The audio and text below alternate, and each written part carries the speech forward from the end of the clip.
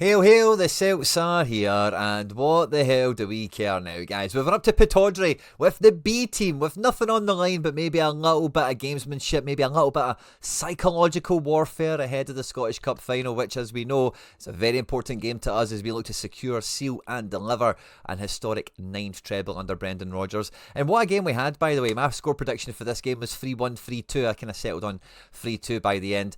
And although it was the B team that went out, you wouldn't have known it just by looking at the way this game panned out.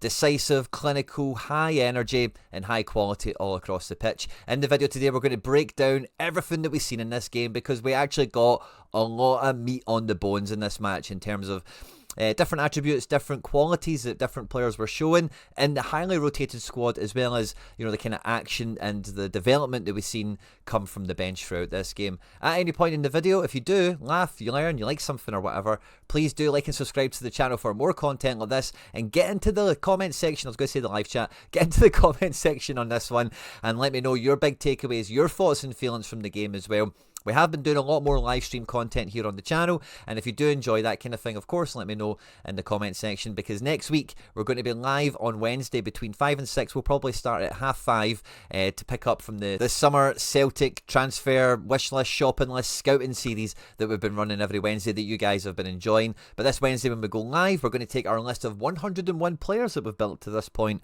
and we're going to try and condense it. We're going to try and squeeze it in to a real short list of talent that is sincerely within Celtic's budget, within their grasp, and of the quality that we need to enhance the squad ahead of what should be a monumental 25-26 season.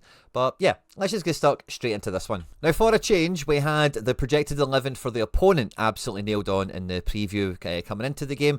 And, you know, for the most part, in terms of how the game flowed, the way Aberdeen tried to, you know, create chances for themselves, I think we pretty much nailed what to expect from this game, what to expect from the opposition.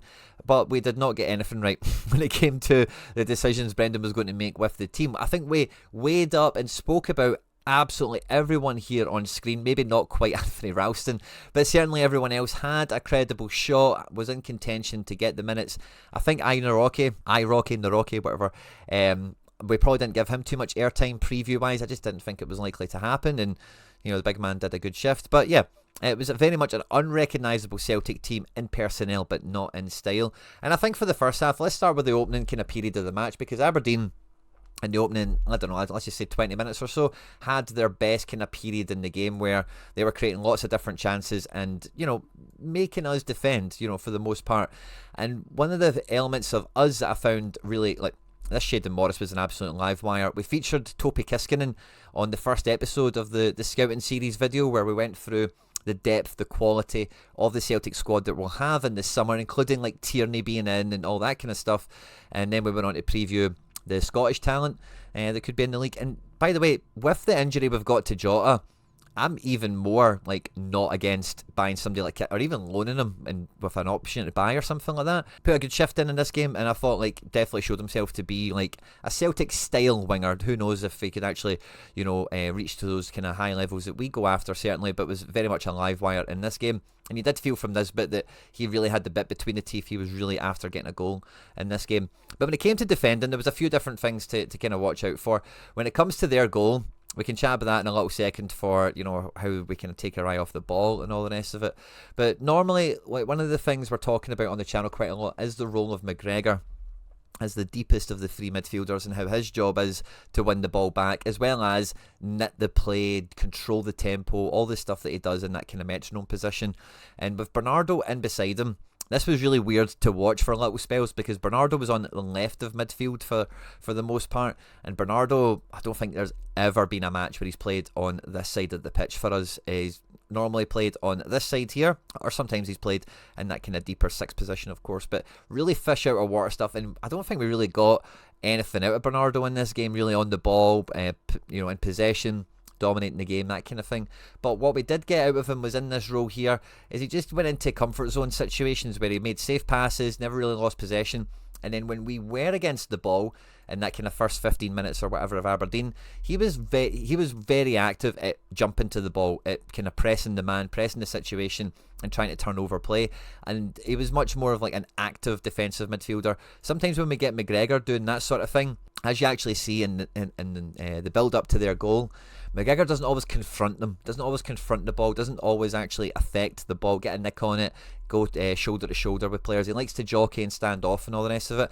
Whereas Bernardo will just go up and go through people. He'll just challenge them. He'll just go and try and take the ball off them. And, that kind of helped, I think, kind of weather the storm, if you can call it that, for the periods that we did. Now, I did expect Aberdeen to be a lot more narrow in this game if they were playing Shinnie and Jensen, but those two were actually very, very wide. We've seen Shinnie to their detriment, obviously, been in this kind of zone so often with Forrest and made Forrest look 5-10 years younger, to be honest with you. But what I didn't expect was there to be such a big gap between their playmakers, Palaversa and Clarkson, not super mobile as we've seen in this game, and their attacking four. Aberdeen were almost much more of like a team of two halves themselves rather than the old game of two halves sort of thing.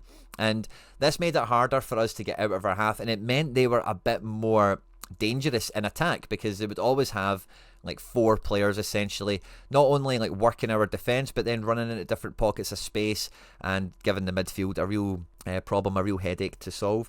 When you see their goal, how it kind of comes around, if we'll just chat about that for a second. Kiskinen is on the right here, or their left, with Ralston and McGregor trying to jockey him and shoo him down the line and all the rest of it. And really, I think the only part of this that I think is absolutely criminal is when you watch it back, especially and you see the build up to it. Nisbet is in Trusty's eye line. Trusty should be able to see Nisbet, and he walks into his blind spot, and Trusty has no awareness, no care for where this man's went. He's only got eyes for the ball, he's only got eyes for the space. He's just thinking about attacking anything that comes into this area here, and anything else is inconsequential. And that just gives Nisbet the free run to go and attack the ball and finish it. And I don't think Trusty helped himself there at all. His main kind of criticism, the main thing that's kind of shown himself domestically, weirdly enough, rather than in the bigger games like in the derbies or in Europe, we'd never see this, but it's been away at Aberdeen, it's been away at Dens Park, it's been in these kind of different kind of fixtures, domestic ones, where I think he's really dropped the ball, he's really let himself down again. Passing wise, if I can just kind of move from that to being Trusty himself, we've seen a lot more of, like, normally, like, Carter Vickers isn't great at passing the ball, right? He's not like a line breaking centre back. He's not a guy that likes to maybe take like a 10% chance, like rather than making 100% opportunity of a pass. Doesn't take that one where it's 90, 85%. It's a bit risky, but I should pull it off. He never ever takes them. So we see Vickers normally put Trusty on the ball much more often, and then Trusty is asked to get us into this type of area here before laying the ball to whoever's in left back or left wing. But because it was Trusty and the Rocky, Trusty was playing the Vickers role, where he just very rarely, if ever, passed the ball like really forward. Yeah, sometimes he'd maybe move it here to McGregor or Bernardo or something like that, but he never carried it that far, never really broke the lines with it. He was giving it to the Rocky at almost every opportunity to do that, and that's one of the things that we've seen from the Rocky very early on in his Celtic career when he was getting minutes alongside Lager, BLK and Scales and whoever else, that he actually has a good range of passing. Did we see the range of passing in this game? I'm going to say no, but did we see the comfort, the confidence to be on the ball? I think absolutely. And I was really surprised that the Rocky came into this game, because I really thought if he does come into it, it'll be for one of two reasons. That it might either be just to pad out the highlight package for his agent, and based on the game today, getting his goal and all that, it's probably job done if that was the agenda. But maybe Rodgers is happy with the centre-backs if he can get Naroki to be in of the same kind of standard that all that we do hold Carter Vickers as being like, how much, 10%, 15% better than the rest of them defensively. We know like he does have limitations. I'd say limitations rather than weaknesses. But between Trusty, Scales, no one can split them. And if Naroki can get to that kind of level, maybe Rodgers will be content with the centre-back core, as it were, and we can focus our resources in the summer elsewhere. Dane Murray's still out injured, and he comes into the reckoning in some way. But I thought big eye Rocky here put in a good shift, earned his goal very well as well off of Luke McCowan's corner. And really, Luke McCowan for me was the absolute catalyst, is the word I'm thinking of here, for everything good that happened with Celtic. Now, so often we've seen with McCowan, when he's on this side of the pitch here on the right, is most dangerous. We see him as being a left-footed player, but he actually made assists in this game with his right foot as well. He was super. I don't think I've gave Luke McCowan enough credit for how two-footed he actually is, and I thought he was the main thing here, and he did a great job. We called him, when he was at Dundee on this channel, the Scottish Hatate. And he did a bit of a better job than Hatate does sometimes in this game anyway, of really carrying that workload, of really carrying that load, of really being the attacking force, playing both sides of the pitch. Yeah, does he come back and defend as much as Hatate? Maybe not quite, but it's not for a want of trying. It's just sometimes he's maybe, when the ball turns over, he's just much more advanced, that kind of thing. But I thought Luke McKeown was as a standout in this game and really showed the absolute minimum that you would want from a guy like this when you're buying a guy in the prime ages of their career from another team in the domestic league, that you're thinking, and if you look at Luke McKeown's season he's had and the amount of appearances, goals and assists, goal contributions he's had, you would bite your hand off for a domestic transfer to be that successful, and he's been an absolute hero this season, and what a great performance for him. And that was, I feel, well accompanied, especially in the first half, by the front three. You could see the hunger in Kenny, and I've likened Kenny in the short times I've seen him, and you've even heard Brendan Rodgers saying the exact same thing, that he does have a touch of the Kyogos about him, where he's nippy, he's quick, he doesn't mind really bashing off at people, and he just wants to get on the end of stuff. And I thought he was really lively. It did look he was a wee bit of like a boy playing with men sometimes, just because of the size of like Dorrington and Noster. And by the way, the Rockies' goal, the header, towering header, because the players he's beaten in the air, Nisbet and Kiskinen, by the way, no small man, it was very impressive to see. But contrast that with Kenny, it did feel that he was like missing a little bit of physicality, maybe not quite strong enough, even if he wasn't to, fill out anymore, just to actually take those bumps, to actually ride the shoulder of the defender and try and get on the end of stuff.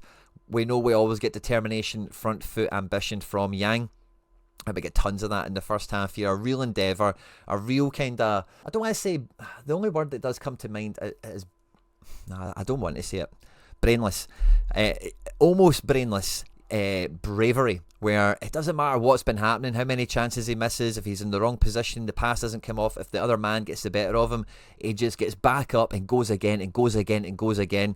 And between Yang, Kenny, McKeown and Forrest looking 5 years younger against Shinnie, we had a real energy up in the front line that we've not really had in that many games post Bayern Munich, where the whole attacking department was very vibrant, was beating their men one-on-one for the most part. Maybe Kenny's the exception here a little bit, different situation obviously. And we looked really good, really well-rounded, and this is a real feather in the cap, I would say, for Brendan Rodgers and the coaching team, because 8 changes were made to this team. Schlupp has only been in since January. The Rockies played 3 games this year. Ralston is in and out, as we know, same with Forrest. But McKeown, Kenny and Yang especially to come into the fold with all of that going on around it. Like I said at the tip-off of this, you wouldn't have known this was the B team because of how harmonious, how much synergy there was across the team here.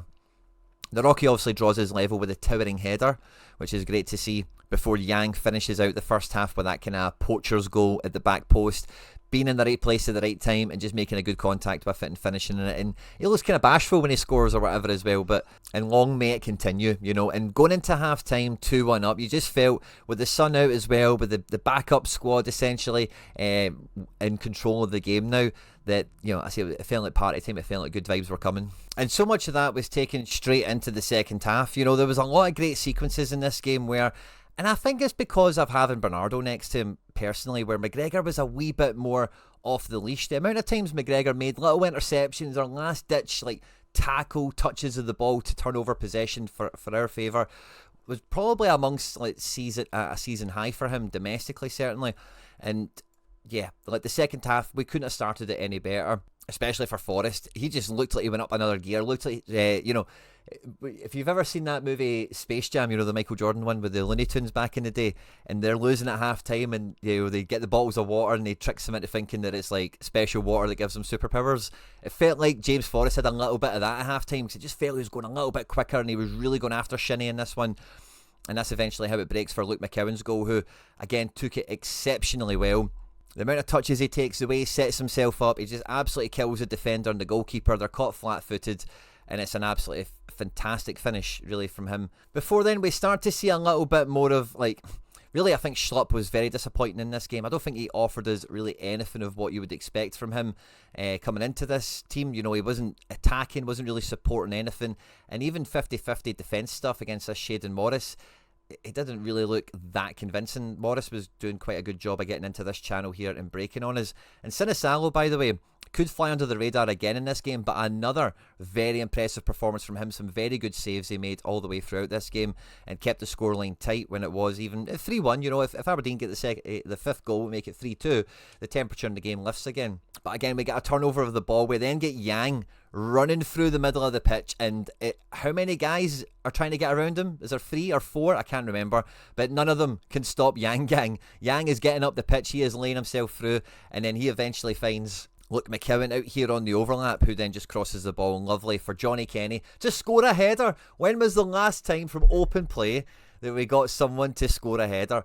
Great to see Johnny Kenny get his first goal for Celtic. Great to see how he took it as well. And Julia's whole performance really deserved it. Honestly, I was so happy when he scored. But the fact that it was like a proper striker's header, you know, good ball from out wide here. Nice build-up play with Yang coming through the middle, the attacking midfielder peeling out wide, and then Kenny getting in between some really big defenders, making the right contact, putting it in the right area, and killing the game off really at that point at 4-1. And everyone was smiling, everyone was happy. We've seen Scales on the bench being maybe the happiest Celtic player to see Kenny score. There's a wee bit of a bromance going on there. But genuinely, with Yang scoring, Kenny scoring, Naroki scoring, and Luke McKeown, this was like an absolute masterpiece of a coaching expedition. You know, if you're Brendan Rodgers and the backroom team at Celtic and you could get all of these players not just involved in goals but actually scoring them, it's just a huge win for the squad. And you really felt a real great atmosphere coming out of the players, the individuals, and it was a big reason why, you know, Aberdeen really couldn't touch us once we got going. I think technically, man for man, like they've got a pretty decent team. They are the biggest hatchets, the biggest hammer throwers in the league, and if you'd forgotten that, like maybe I had a little bit coming into this game with no Nielsen in the projected 11, you were quickly reminded of it because they were just kicking us all over the park. As much as we played some psychological warfare with them, playing the B team and smashing them, they were playing some actual warfare with us trying to kick all of our players off the pitch so they don't make the final. We then get a raft of substitutions which really mix things up, and the substitution of Hatate for McGregor for me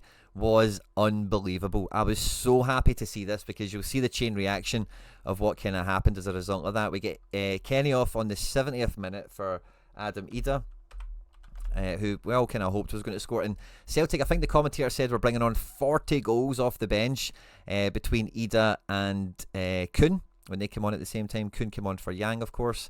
We kept Forrest on the entire game. And by the time we got to this period of the game where Aberdeen had made their subs, we made our subs, they eventually get a man sent off. They should have had another one sent off, by the way, as well, Papagai, as we all know, of course. But when Hatate comes on for McGregor, the unbelievable happens. Now, we see the best of Luke McKeown on this side of the pitch. We know that already from the Celtic performances and even really in this match. And we know Hatate only plays on this side of the pitch. And we've seen that Rodgers really likes the energy that Hatate and McKeown give in the attack midfield position as a pair. But that then means we bring Bernardo again back into the middle. And, you know, if Bernardo hadn't started, he would have been the sub at this point for McGregor. And having him in here, it just felt like we kept the foot on the gas because McKeown was still living his best life, still wanting to make a huge impact on the match. And when Hatate came on, it just lifted the ante because Bernardo was doing, like I said already, was doing nothing for us on the ball. And if he wasn't involved in defensive actions or just really moving the ball around, just recycling it, he was quite ineffectual. Similar to Arne Engels, by the way, who we often say this about him on the channel, where, like, you know, Engels, if he doesn't have a great game, he just kind of not even goes missing or goes hiding, but you just don't even see him. Like, what did he even do there? And Bernardo had a contribution in this game, don't get me wrong, but it wasn't too dissimilar to maybe the lack of contribution we've levelled at Arne Engels in the past. Just a wee FYI. And really excited to see that this was the approach where we're going with, by bringing on Ida and Kuhn, all those goals from the bench, of course, and keeping wee Jimmy on the pitch, trying to get him his 16th goal in 16 seasons, adding in some extra support down his side here with Ali Johnson. It just felt like we were going to keep pushing. We wanted more goals to come for individual reasons, the squad kind of morale reasons, more than maybe the result, because at 4-1 we were cruising, we were really comfortable. And, you know, with them making substitutions, did we lose some space, it felt like, in terms of how we were going to go through and attack them and break them down? Maybe a little bit. It didn't feel quite as easy to get shots away and to create chances as the subs rolled on. With the likes of McGrath and Devlin coming in for them, you just felt them getting more compact and tighter. and harder to break down. And it meant we just really strangleholded them all the way through the second half. With 9 minutes to go, we got Luke McCowan off for McArdle. Second senior appearance for the wee man, and I think like the 4th or 5th time I've seen him this year. And this match, we've seen a much better representation of what I've seen from him before in the B team, doing a very similar job to Hatate in terms of being the press support. And some of the balls he was playing, by the way, I was watching it with my son the last 10 minutes he came to watch it with me, and I was pointing out to him, watch this wee guy. And you know, the one thing I've always been saying to my son the last couple of weeks and months, especially with his little football journey, as it were, is your first touch is one of the most important things to learn. And when you watch him, his first touch is immaculate. And some of he made like 2 or 3 one-touch moves here. One of them was round the corner. It was unlucky not to actually end up being the assist ultimately. But he was really clean, looked the part. And although, like, again, similar to Kenny, you can see he's not like an adult. He's not in the prime of his career or whatever. He didn't look out of place. You know, I've seen lots of young players, you know, getting into first teams and fledging their career, and, you know, they can handle it. The good ones can handle it, and he certainly seems to be one of those guys where Pittodrie away, when it's all the hatchets on the pitch, there's not much space to be gotten at compared to earlier in the match, and they were just in kick you mode. You know, eventually we lose Hatate, of course, as they lost Dorrington to a double yellow, and then, of course, Guy kicks Hatate off the pitch, and we might not have him now for the last game of the season. Let's hope he's there for the final. Otherwise, that'll be a mild win for them if Hatate doesn't make the final. Again, McArdle plays a vital role in the 5th goal, getting on the ball in a tight space, squeezing it through to Nicholas Kuhn, who was very unlucky not to beat the goalkeeper. And honestly, it was so unlucky that Forrest wasn't there. You could see there was a little bit of a glance between him and Ida, because when Kuhn came on, he went on to the right, and we played Forrest on the left, and we gave Forrest basically the Dyson Maeda job of kind of just be the other striker, and we'll focus everything down the right, and you just try and get in there, Jimmy, and we'll try and find you. Ida was there, right place, right time, finished it to make it 5-1, of course, but so close to being Forrest. He had some chances in this game as well, with some chances he created for himself, you know, skinning guys coming on the inside and whatever, but a good victory overall, 5-1. Adam Ida getting the final goal, and it's great to see for Big Ida as well that the form he's taken, the kind of levels he's getting to now. I think we all expected him to arrive in this form, because that's how he played for us this time last year. But, you know, excuses to one side and all the rest of it. It's just, number one, totally different being on loan at Celtic rather than being the £9 million striker. Forget all the pre-season stuff and playing second fiddle at Kyogo and minutes being all over the place the first half of the season. It's just a totally different thing, and he's had a big season. He's been under the microscope a lot from all of us, you know, and he's coming out bigger and stronger as a result from it. So nice to see him get his goal as well to kind of cap the B team expedition, as it were. And if we look at the player ratings and performances coming out of this match, guys, it makes some sweet reading. Well, we make an honourable mention on Aberdeen's side for the boy Jensen with a clearance off the line in the first half, by the way, and Devlin with a clearance off the line as well. So they were like battening down the hatches in this one, it must be said, Guy and Nisbet obviously getting an assist and a goal for them. But look at the Celtic team, even the whole bench did absolutely amazing in this one. The highest rated player on the day, the man of the match, I think by all accounts, won't surprise anyone, Luke McCowan, a 98.5 rating out of 100. He got a goal, he got 2 assists in this game, he was absolutely everywhere. He did have an error led to shot, you might remember that from the first half. He's tried to like win the ball and ended up like making a dog's dinner of it. He's won a tackle, he's made an effective clearance in this game.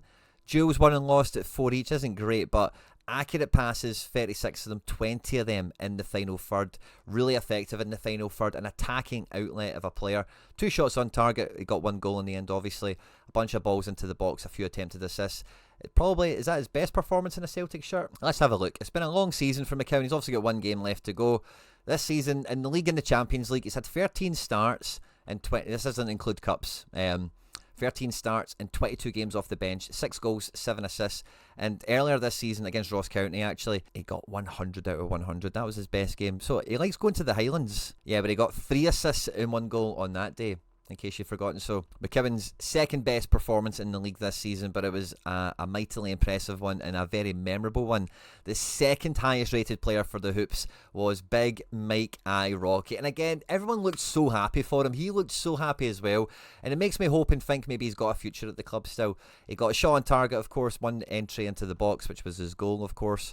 Defensive, we get 5 effective clearances from him, a couple of blocks. Duels won and lost don't look great, but 2 interceptions is lovely. 130 accurate passes. 6 missed passes, throw-ins, somebody intercepts it, whatever, you can forgive that, considering the sheer volume of it. That is one of the highest pass counts we have seen at centre-back this season. It's thin margins, but it's definitely up there. Huge pressure on him to carry and distribute the ball, and, you know, he did it. Trusty, let's have a look at his pass count, 107. So you normally see the centre-backs are kind of similar. Trusty with a 51 rating there. Right behind the Rocky in third place, won't surprise some of you, it is Jimmy Forrest with his 1 assist here. This was a rollback. You know, he did look a bit younger playing shinny in this one. He was fouled twice. He won a tackle, so getting the ball back, which is nice. 15 possession lost from 11 missed crosses, passes. Very acceptable for a wide winger forward type player here. And in attack, 1 shot on target, dribble 1, big chance created. 4 attempted assists, 9 balls into the box. A great vintage performance there from wee Jimmy. Sadly, no goal to go along with it. Right behind him, but was Yang Gang with his goal he got in the first half. 2 shots on target, 3 balls into the box. A wee dribble 1 there as well with a 1 contest. And Yang's dual success. Like, Yang goes with people. Yang is not does not shirk away, does not shy away. Goes in the deep end, gets up to his elbows in it, and winning tackles as well and everything. Defensive contributions, winning 2 fouls. Well done to Yang, making the top 5. It seems Ralston right behind him on a 77.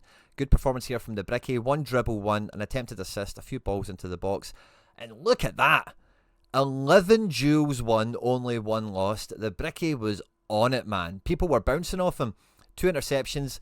The pass count's nice and high there at 49 as well. 3 tackles won, 2 effective clearances. Well done, Anthony Ralston. Great performance from you, it seems. And maybe some of that's went under the radar a little bit in the attacking display that we had on show. And then we come to Johnny Kenny, who got 68 out of 100 in his performance for this one. Not too much statistically captured normally for the Celtic Arrowhead forward, but he's won 3 duels, lost 1, which, you know, that's a good ratio, fair play to him. 8 passes, 3 of them were missed, 1 of them was in the final third. 2 shots on target, 1 goal. And I think he was... One of his shots on target, the ball McGregor played through for him early on. I think he really seen himself in FIFA at that moment, trying to just Henry it round the defender and into the far corner. And yeah, some of the stuff won't always be captured by statistics if they're failed actions or unsuccessful or whatever. But I think 68 out of 100 probably paints him in an accurate light. Right behind him is big PB, Paul Bernardo as we call him here. Attacking contributions, he had his 1 shot, of course. 3 balls made it into the box. 1 of them was an attempted assist. 58 accurate passes. Duels won and lost. Formidable. Only 2 missed passes. Very effective. Very clean in possession. Very effective. Not wasteful at all. 3 tackles won. Brilliant. Really good defensive performance there from big PB. And then I just want to give Sinisalo a wee bit of props here, because we're kind of getting to the bench and then the guys that did okay without really affecting the match. We got a keeper sweeper from the big man, 3 saves, 3 of them were inside the box, 2 good high claims as well as a punch. And passing, 3 missed passes, 58 accurate passes from the big man, only 4 possession lost in the entire match from Sinisalo. So another very good performance from him. Ida comes off the bench and gets a goal. He had 2 shots on target. He also had a big chance missed. It's a bit harsh. That ball from Hitate, it was a great take, and statistically, it is a sitter. He should have scored it. I think it's a little bit harsh, but to call it a sitter. But there we go. It is a big chance missed statistically. Alistair Johnson off the bench was pretty handy himself. A few balls into the box. Duels and interceptions are all okay considering the minutes he had. And then we got on to Hitate, who's come off the bench and then went back to the bench before the game was done. He was fouled. He won a tackle. 2 duels won, no lost. 12 accurate passes. And of those 12 accurate passes, 3 of them got into the final third. 1 was an attempted assist, 1 was the big chance created, and he got a shot on target himself, of course. And the last player we'll look at, of course, is Sean McCardle, because he had a wee bit more time to actually do something in this game. He got his shot on target, he got a dribble 1 as well as an attempted assist for Nicholas Kuhn in the penalty area entry. 1 duel 1, 11 passes, only 1 missed pass, which was 1 possession lost for him. And nothing else besides there, but nice little fledgling career there to watch develop. And yeah, I think McKibben is head and shoulders the best player that we had in the game, rightly deserves man of the match. And now we focus our attention on Trophy Day. I'm going to be back in the Trongate. I've been there the last 2 seasons for CELTIC'S here, and there's footage on the channel. I'll try and put it on the homepage or bring it back out in case you want to catch it. But I'll be back on Saturday in the aftermath to go through the party, to go and see everyone that's there, of course. And the team is going to look very different, I think. Now, Hitate is probably not going to make it. I think we're going to see an amazing performance on Saturday. I'll say this now before we get to the preview of Engels and McKeown, because like we said with McKeown earlier on, he does his best work on that right-hand side of the midfield. Engels' best work this year has been on Hatate's side, has been on the left-hand side, and if Hatate's out, Engels and McKeown time. Let's go. It's going to be a good one, guys. Let's hope Dyson Maeda's back, and yeah, we're all firing on all cylinders. We'll talk about that tomorrow. Thanks for everyone that's joined in on this video. On screen there now some other stuff we've made YouTube thinks you might enjoy. Don't forget to hit the subscribe button if you did enjoy the video. Hit like, of course. Jump into the comments section. Let me know your main thoughts, feelings and takeaways from Celtic 5, Aberdeen 1. Hail, hail, and Mon the Hoops.